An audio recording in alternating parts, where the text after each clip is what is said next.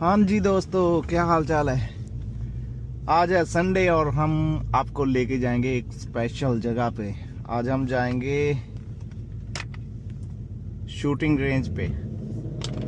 नई गन लेके आए हैं, हैंड गन। उसका ट्रायल लेंगे और दिखाते हैं आपको भी कैसा कैसा होता है वहाँ पे, कैसे कैसे हम मैच खेलते हैं आईपीएससी के।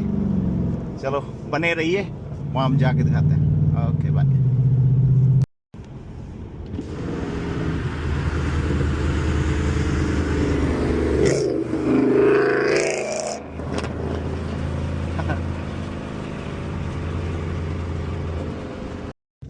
हाँ जी दोस्तों, हम पहुंच गए यहाँ पे।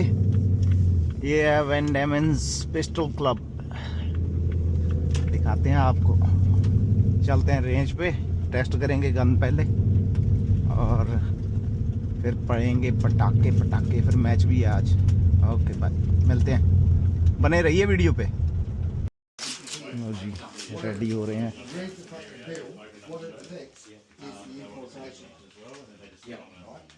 So it's all about what you can